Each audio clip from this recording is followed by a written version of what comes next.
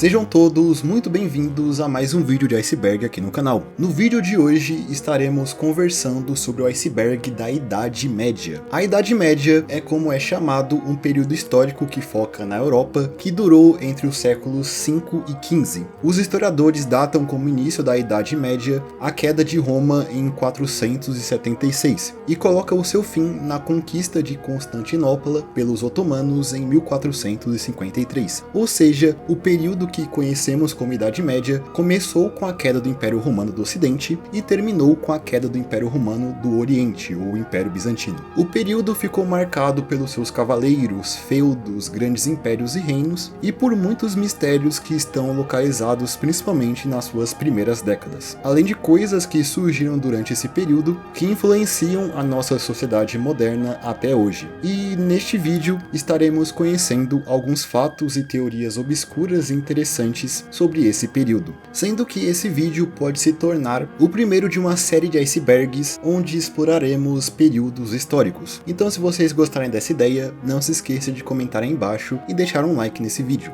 Lembrando que eu usei como base para esse vídeo dois icebergs que eu encontrei no Reddit sobre esse tema, sendo que um deles foi postado lá no subreddit Icebergs Brasil e foi feito pelo usuário Victor. Ambos eu deixarei aí embaixo na descrição deste vídeo. E agora, sem mais explicações, vamos conhecer o iceberg da Idade Média.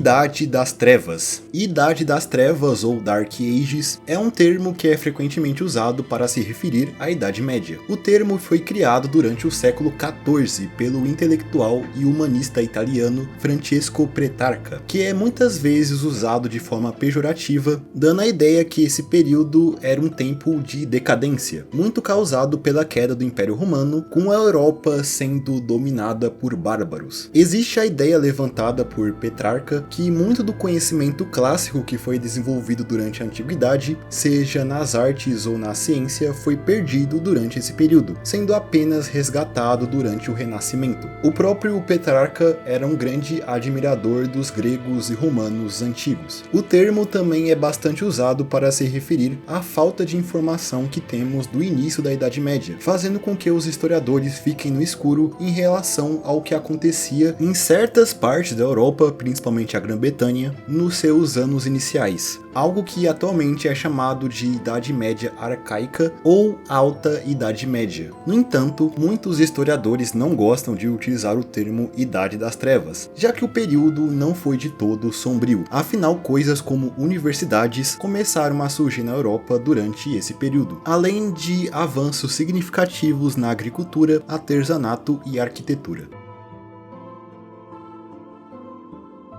Mansa Musa. Mansa Musa foi o imperador do Império do Mali na África entre os anos de 1312 a 1337. Mansa Musa é atualmente considerado uma das pessoas mais ricas da história, com uma fortuna que consegue ser maior do que os maiores ricos da atualidade. O Império do Mali durante o século XIV era o centro da produção de ouro da região, o que fazia o seu monarca ser bastante rico. Dá até para dizer que eles eram a Dubai da Idade Média. Analistas modernos estipulam que as riquezas de Mansa Musa valeriam hoje mais de 400 bilhões de dólares, considerando a inflação. Existe até a história que fala que em 1324, Mansa Musa fez uma peregrinação até Meca, e no caminho ele fez uma parada na cidade do Cairo, onde ele começou a distribuir ouro para a população, e ele distribuiu tanto ouro que a economia local simplesmente foi destruída, com tanto ouro que entrou na cidade de uma vez. É dito que o Egito demorou 12 anos para se recuperar da passagem do imperador de Mali na região. Bestiários. Bestiários, durante a Idade Média, eram livros que descreviam animais e criaturas espalhados pelo mundo. Muitos desses seres descritos nesses bestiários eram criaturas fantásticas, como unicórnios, grifos e centauros, sendo que até mesmo os animais que realmente existiam eram representados de uma forma bem estranha. Os bestiários eram escritos principalmente por monges católicos e carregavam diversas passagens moralistas, com lições de moral e alegorias cristãs, além de, é claro, descrições desses animais, como seu habitat e características físicas, muitas das vezes misturando fatos com fantasia. Martim I de Aragão. Esse foi o nome de um rei de Aragão que reinou de 1396 até 1410, o ano de sua morte. Além de rei de Aragão, atual Espanha, ele também foi rei da Sicília a partir do ano de 1409, já que ele também era herdeiro desse reino. Algo que é muito comentado sobre Martim é a sua morte, já que é dito que o rei havia morrido após o seu bobo da corte fazer uma piada que ele achou tão engraçada que ele literalmente morreu de rir. Exatamente, ele morreu porque ele riu demais. Sendo que, segundo a história, naquele momento ele estava sofrendo uma indigestão alimentar por ter comido um ganso inteiro, algo que supostamente ele fazia com frequência. Logo, segundo essa história, a indigestão junto do seu riso histérico o teria levado a óbito. Essa versão, no entanto, é um pouco questionada, acreditando que essa causa de morte teria surgido em uma crônica escrita alguns anos depois, já na Renascença. Na verdade, é incerto como se deu a morte de Martim I, levantando hipóteses que sua morte se deu graças à sua obesidade, alguma peste ou até o seu envenenamento. Mas caso essa história que ele morreu de rir for verdade, qual será que foi a piada que ele ouviu? Melhor nem saber, né?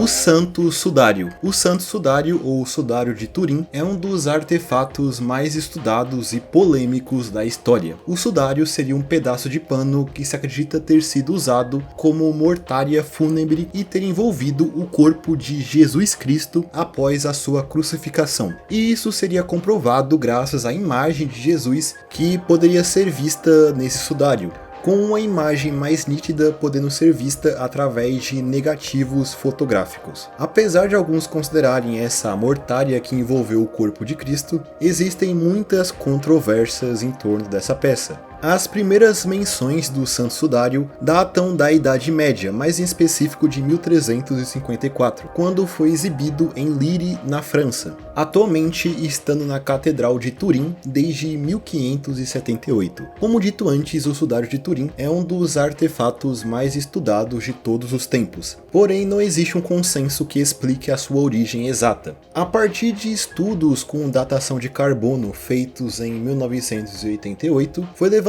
a possibilidade que o sudário foi forjado durante a Idade Média, entre os anos de 1260 a 1390, podendo ter sido realmente usado para envolver o corpo de alguém que foi crucificado, que não fosse de fato Jesus. Mas não se sabe ao certo, já que muitas pessoas ainda consideram que o artefato está ligado à morte de Cristo. Logo, talvez nunca tenhamos uma certeza da sua legitimidade e origem.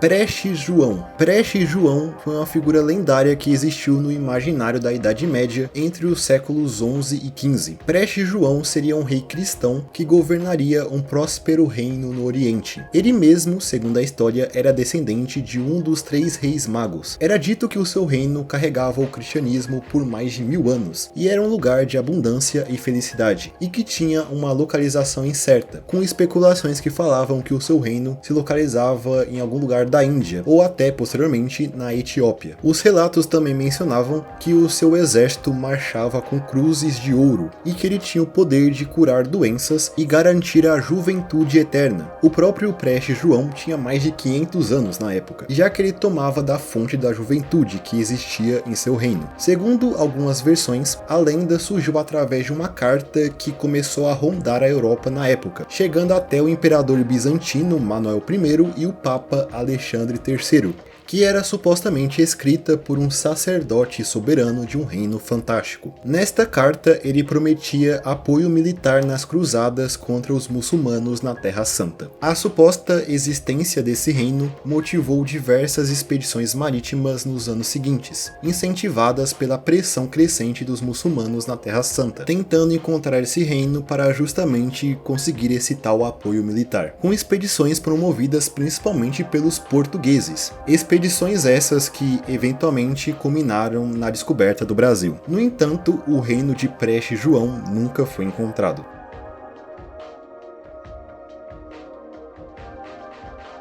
Futebol medieval. Futebol medieval é o nome de uma série de atividades físicas que eram praticadas principalmente na Inglaterra desde meados do século XII. Atividades essas que posteriormente deram origem ao futebol que conhecemos hoje. O futebol medieval ou futebol escolar era um esporte bastante caótico e violento, onde um grupo massivo de pessoas corriam atrás de uma bola por uma cidade, tendo praticamente nenhuma regra, sendo que, aparentemente, algumas vezes, dois times disputavam um testículo de porco no lugar da bola. Pois é. Ele era disputado principalmente durante festivais religiosos, como é o caso do Entrudo, que acontece durante 3 dias que antecedem a Quaresma. Dado a sua natureza caótica e violenta, o futebol medieval foi banido em diversas ocasiões, com a prática morrendo de fato na Inglaterra em 1835, quando foi passada uma lei chamada Highway Act, que proibia a prática de futebol em vias públicas. Atualmente, versões mais modernas do futebol medieval são praticadas em eventos e festivais.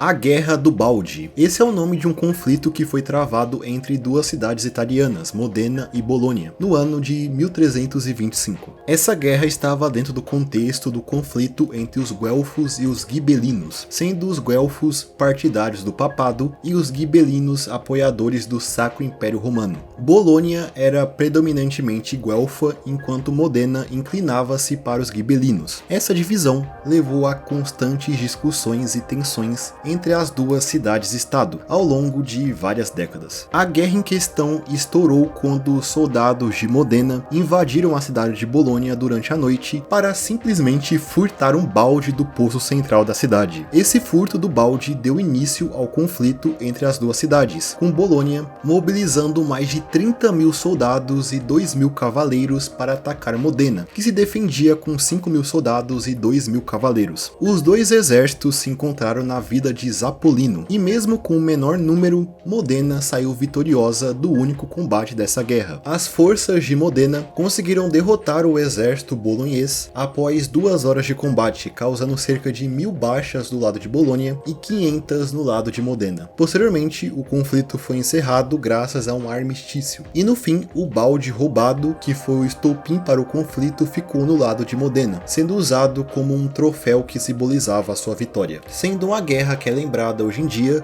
por ter se iniciado por um motivo bastante trivial. Quero dizer, essa é uma versão da história que você costuma ouvir por aí. Na verdade, parece que essa guerra se iniciou por um outro motivo, com o exército de Modena não necessariamente roubando aquele balde de Bolonha. Parece que os soldados de Modena pegaram o balde só no final da guerra, justamente para usá-lo como um troféu.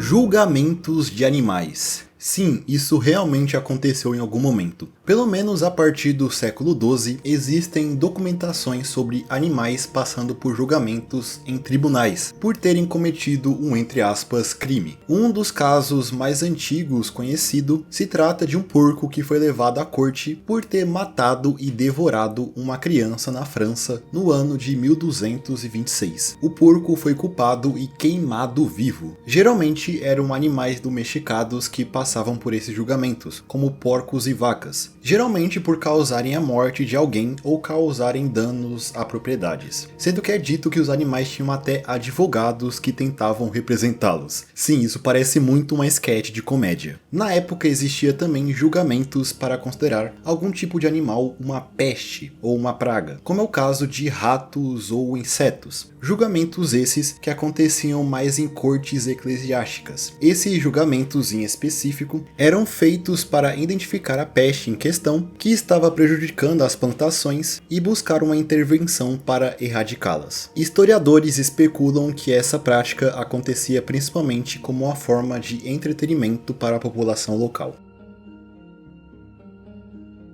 Gilles de Rais. Gilles de Rais foi o nome de um cavaleiro francês que viveu durante o início do século XV, que atualmente é considerado um dos primeiros serial killers da história. Gilles lutou ao lado de Joana d'Arc, defendendo a cidade de Orleans de um ataque inglês durante a Guerra dos 100 Anos. Defesa essa que foi bem sucedida, fazendo Gilles se tornar um herói local, sendo até nomeado como Marechal da França. Ele também viu de perto a morte de Joana d'Arc, submetida a um julgamento pela Inquisição, acusada de heresia, condenada à pena de morte e executada na fogueira em 1431. Após isso, Gilles de Rais se tornou um cara bem diferente do que ele demonstrava anteriormente, desenvolvendo uma estranha obsessão pela morte e por alquimia. Nessa época, na região em que ele morava, diversas crianças que viviam perto de suas propriedades começaram a desaparecer misteriosamente. Muitos já suspeitavam de Gilles, porém, dado ao seu status de herói nacional, muitos não queriam acreditar que ele estava envolvido nesses desaparecimentos. Porém, ele de fato estava. Gilles começou a atrair jovens até sua propriedade, os convidando para jantar. Lá ele abusava desses jovens e depois os matava e posteriormente até se alimentava do corpo de suas vítimas. Era dito que ele convidava outras pessoas para participar desses atos macabros, como 2 de seus primos. Certo dia, em 1440, Gilles de Rais foi capturado pela Inquisição, que planejava torturá-lo para conseguir uma confissão desses seus crimes, algo que nem foi necessário, já que ele confessou só temendo essa tal sessão de tortura. Após isso, ele foi julgado pelo Tribunal Eclesiástico e condenado à morte à forca em setembro daquele ano. E seus números de vítimas são bem perturbadores, já que se acredita que ele tenha matado de entre 80 a 200 crianças, mas é claro que esses números não são confirmados. Os terrores causados por Gilles de Rais inspiraram o conto do Barba Azul, que conta a história de um homem que se casou 6 vezes, com todas as suas esposas desaparecendo logo após ele se casar com elas, já que ele as matava e escondia os seus corpos dentro de sua casa. Heiwig. Esse é o nome de um reino que existiu no atual país de Gales, por volta do ano 500, que foi praticamente esquecido pelo tempo. Existe pouco material e menções desse tal reino em documentos sobreviventes. Se especula que o nome Heiwig venha de um dos seus governantes, um rei chamado Hen, sendo algo que poderia ser traduzido como a Terra de Hen, no galês antigo. Porém, até mesmo a presença desse tal reino em manuscritos antigos tem escritas que diferem uma das outras. E também a localização desse suposto reino é incerta. Se acredita que ele se localizava na região de Defed, porém sem demarcações precisas, ou seja, o reino simplesmente desapareceu entre as areias do tempo, sendo um bom exemplo de várias coisas que não sabemos muito sobre, que estão relacionadas ao início da Idade Média.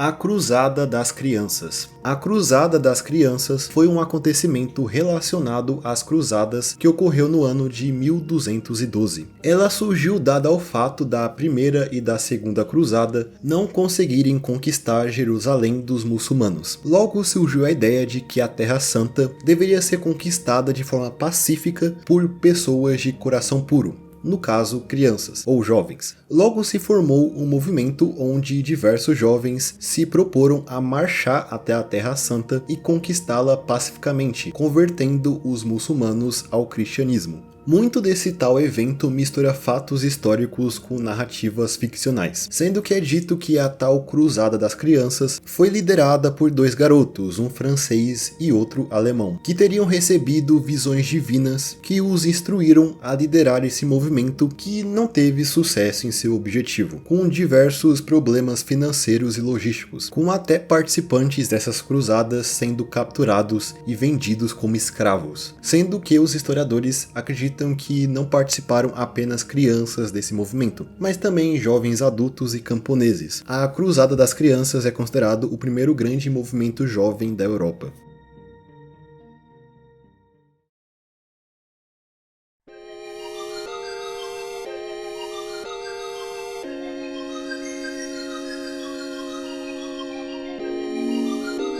A maldição de Jacques de Molay. Jacques de Molay foi o último grão-mestre da Ordem dos Templários. Ordem essa que atuou nas cruzadas e tinha como função proteger os peregrinos que viajavam até Jerusalém e os cristãos que ali habitavam, sendo que a Ordem, ao longo dos anos, acumulou uma considerável riqueza. Porém, em 1187, a Terra Santa foi conquistada por Saladino e os Templários foram expulsos de lá. A Ordem então começou a perder sua reputação, se tornando cada vez mais independente do papado, sendo até acusado de extorquir pessoas por dinheiro e de ser uma grande ameaça para os reinos da Europa. O tal Jacques de Molay foi eleito como mestre da Ordem em 1293, e nesse período o Papa Clemente V e o rei da França, o Felipe IV, se juntaram planejando fazer uma nova cruzada, desta vez unindo a Ordem dos Templários com os Hospitalários, algo que Jacques não concordava, crescendo assim as animosidades entre o líder dos Templários, o Papa e o rei Felipe.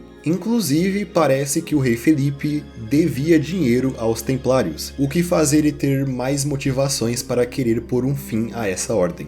O rei então começou uma campanha difamatória contra os Templários, os acusando de heresia. Essa campanha parece também ter sido motivada em grande parte pelo desejo do rei Felipe IV em confiscar as riquezas dos Templários. Isso resultou na prisão de Jacques de Molay em 13 de outubro de 1307, junto com todos os outros Templários. Após isso, Jacques começou a ser torturado, fazendo ele ser forçado a admitir algumas das acusações de heresia que eram propagadas por Felipe IV. Assim, Jacques de Molay posteriormente foi condenado à prisão perpétua em 1314, após anos de tortura. Condenação essa que foi trocada para a morte após Jacques, durante o seu julgamento público, falar para todos que os Templários eram inocentes e que eles foram submetidos à tortura para confessarem essas tais heresias. O rei Felipe então tomou o lugar do julgamento que era do Papa e condenou Jacques à morte pela fogueira. E enquanto o Templário ardia nas chamas, o mestre Templário amaldiçoou tanto o rei Felipe quanto o Papa Clemente, os amaldiçoando, segundo a história, até a sua 13ª geração. E parece que a sua maldição realmente funcionou, já que tanto o rei Felipe quanto o Papa Clemente morreram alguns meses após a sua execução. A própria dinastia do Felipe IV, a dinastia capetiana, começou a passar por instabilidades após a sua morte, com seus herdeiros tendo mortes precoces, e com a sua dinastia perdendo o controle da França em 1328.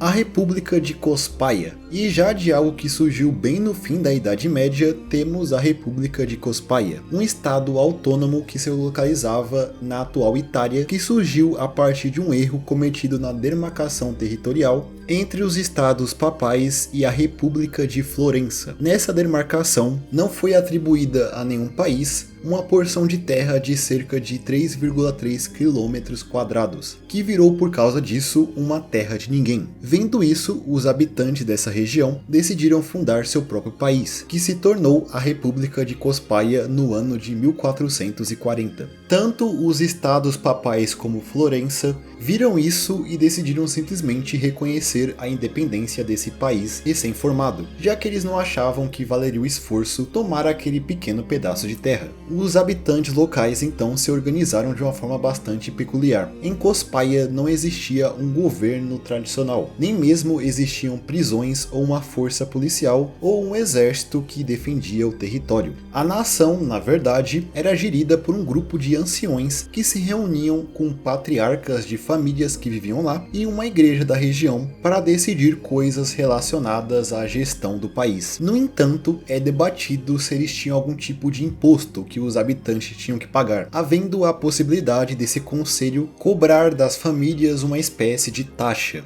Eles tinham até um lema que, traduzindo do latim, seria algo como liberdade perpétua e firme. A economia local se baseava principalmente na produção e venda de tabaco, que fora da república tinha diversas restrições, fazendo com que Cospaia recebesse o nome de a capital do tabaco. Cospaia também atraía diversas pessoas que fugiam da lei em seus respectivos territórios, encontrando lá um refúgio. A república durou até que bastante, perdurando até o ano de 1826, quando o território foi novamente anexado aos estados papais. Os representantes da República de Cospaia assinaram um tratado para anexação em troca de uma moeda de prata e permissão para continuar cultivando tabaco, que foi expandido para mais territórios após a anexação.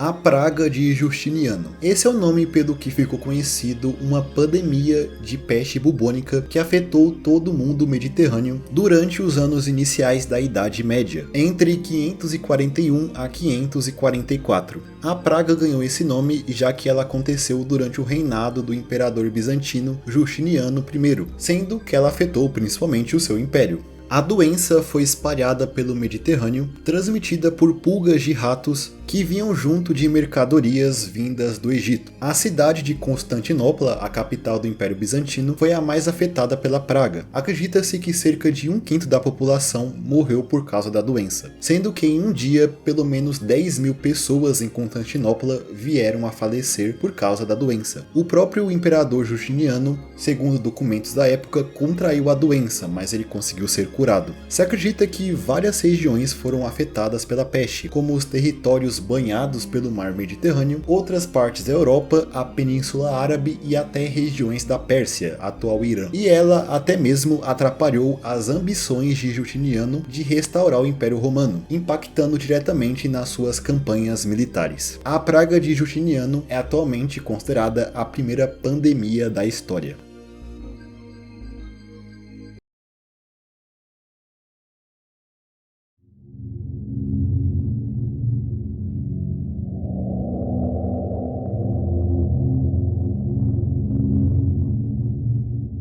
A Grande Fome de 1315. A Grande Fome foi um evento catastrófico que assolou a Europa durante os anos de 1315 até 1317. O ano de 1315 foi marcado por chuvas fortes que inundavam os campos, destruindo colheitas, junto de temperaturas bem baixas que dificultavam ainda mais o cultivo. Além disso, doenças se alastravam pelo gado, matando animais como vacas e ovelhas, fazendo os camponeses ficarem sem seu sustento. A partir disso, o preço de alimentos disparou e muitas pessoas começaram a simplesmente morrer de fome. O crime não parava de subir e era possível ver episódios de canibalismo, homicídios e infanticídios. E isso assolou toda a Europa por 3 longos anos, com as colheitas voltando a florescer a partir de 1317. Mas a situação só de fato se normalizou a partir do ano de 1322. Os números de mortos em todos esses anos é incerto. No entanto, se especula que cerca de 25% da população da Europa veio a falecer devido a essa crise de fome, principalmente durante esses 3 anos, considerado assim um dos períodos mais sombrios da história da Europa. E esse período pode ter inspirado histórias como o conto de João e Maria, que conta a história de 2 crianças que foram abandonados pelos pais na floresta,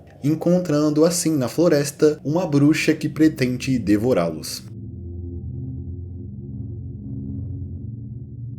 A erupção do vulcão Samalas em 1257. No ano de 1257, ocorreu uma erupção vulcânica na ilha de Lombok, na atual Indonésia. A erupção do vulcão Samalas é classificado como uma erupção de nível 7 no índice de explosividade vulcânica, fazendo com que essa seja uma das maiores erupções do último milênio e de todos os tempos. A erupção fez com que altas quantidades de cinzas fossem lançadas na atmosfera, bloqueando a luz solar e fazendo com que as temperaturas baixassem drasticamente. Isso afetou até mesmo a Europa, principalmente no ano seguinte, em 1258, onde as baixas temperaturas arruinaram plantações e também matando o gado, gerando fome no continente. Apenas a cidade de Londres viu cerca de 15 mil mortes naquele ano, em decorrências dessas condições, sendo que esse breve período ficou conhecido na Europa como a Pequena Era do Gelo, com o ano também sendo chamado de o Ano Sem Verão. E pensar que um vulcão na Indonésia poderia ter causado um impacto dessa magnitude na Europa.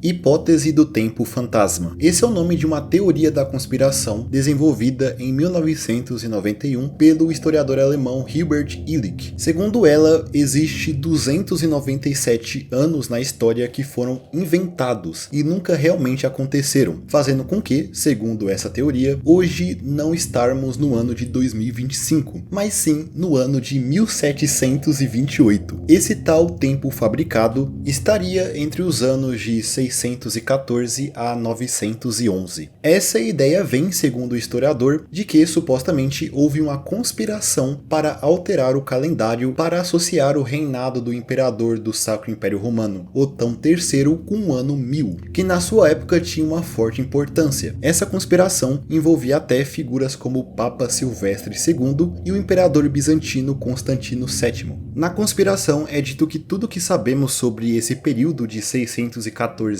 a 911 foi fabricado, como por exemplo o reinado de Carlos Magno, o rei dos francos, que viveu durante esse período. Segundo essa teoria, ele nunca existiu e todos os documentos que comprovariam a sua existência foram forjados. Tudo isso para criar essa narrativa que favorecesse o reinado de Otão. Afirmações essas sustentadas em supostas lacunas que existem durante esse período, já que grande parte dele se encontra dentro da tal Era das Trevas da Alta Idade Média. Mas obviamente essa teoria é muito contestada no campo acadêmico, com críticos dessa teoria apontando diversos registros que datam desse período que foram feitos inclusive fora da Europa. Logo, a hipótese não é muito considerada. Então dá para dizer que estamos em 2025 mesmo.